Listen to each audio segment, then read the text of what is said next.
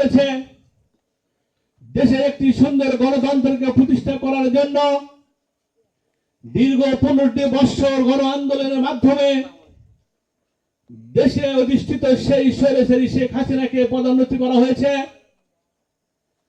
এখানে আরো উপস্থিত রয়েছেন অত্র গ্রামের মা বোনেরা, সবাইকে জানায় কালু থানা বিএনপির পক্ষ থেকে সংগ্রামী অভিনন্দন ও শুভেচ্ছা। সংগ্রামী নেতৃবৃন্দ, আজকে আমরা জাতীয়তাবাদী দলের যারা আদর্শ বিশ্বাস করে তৃণমূল থেকে গড়ে ওঠা একটি সংগঠনের মাধ্যমে দেশের সাধারণ মানুষের জন্য আমরা বিভিন্নভাবে সংগ্রাম করে দেশের একটি সুন্দর নির্বাচনের মাধ্যমে যেন আমরা দেশের একটি স্বাধীনকামী মানুষের জন্য একটি ভোটের ব্যবস্থা করে দেশের জন্য একটি সরকার প্রতিষ্ঠিত করতে পারি, সেই লক্ষ্যে দীর্ঘ আমরা 15টি বছর লড়াই সংগ্রামের মাধ্যমে আগামী দিনে একটি সুসংবাদ, একটি সুদিন হয়তো আমাদের মাঝে উপলব্ধি হতে যাচ্ছে। সেই সুদিনের জন্য আমরা অপেক্ষা করব। তৃণমূল পর্যায়ে আমাদের প্রাণপ্রিয় নেতা জনাব তারেক রহমানের যে নির্দেশনা আসবে, সেই নির্দেশনার মাধ্যমে আমাদের প্রাণপ্রিয় নেতা আলহাজ মোশাররফ হোসেন ভাই সাবেক সংসদ সদস্যকে বিপুল ভোটে নির্বাচিত করব।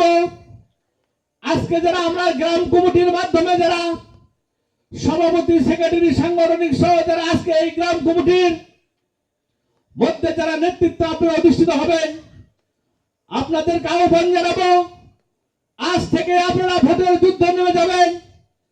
কারণ আমাদের প্রতিপক্ষ যারা রয়েছে তাদের হীন মনোমানসিকতা, তাদের নোংরামি চরিতার্থ করার জন্য, ধর্মকে অপব্যবহার করার জন্য আমাদের যারা বিভিন্নভাবে সংগঠনের পিছনে লেগে আছে তাদেরকে উচিত শিক্ষা দেওয়ার জন্য আপনারা এক একটি জিয়া রহমানের ভূমিকায়, এক একটি জিয়া রহমানের আদর্শকে বুকে ধারণ যারা করছেন, তারা সবাই আমরা গ্রাম পর্যায়ে বিভিন্নভাবে সাধারণ মানুষের মধ্যে আমরা মিলিয়ে যাব।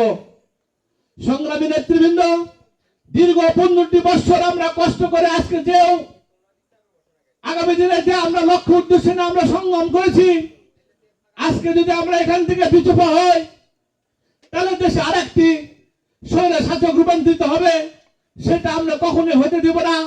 কারণ আপনারা দেখেছেন 1964 সালে পাক ভারত যুদ্ধের সময় আমাদের এই মুক্তিকামী নেতা, আমাদের বগুড়ার অহংকার যারা জিয়াউর রহমান সেই ভারতবর্ষের সাথে যুদ্ধ করে পাকিস্তানকে রক্ষা করেছিল।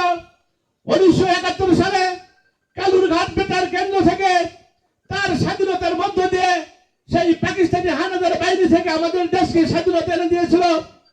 1986 সালে স্বৈরাচারী শাসনের বিরুদ্ধে এই দেশকে রক্ষা করার জন্য আমাদের জাতীয়তাবাদী দল এই দেশকে মুক্তি এনে দিয়েছিল।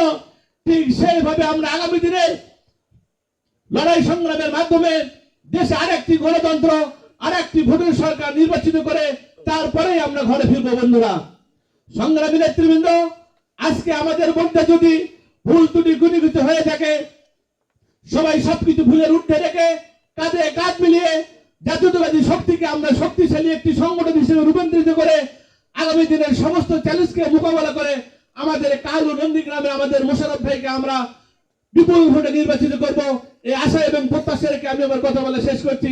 শহীদ জামরক দেশ নেত্রী বেগম খালেদা জিন্দাবাদ। আগামী দিনের প্রধানমন্ত্রী জনাব তারেক রহমানকে ধন্যবাদ, সবাইকে ধন্যবাদ। আসসালামু আলাইকুম।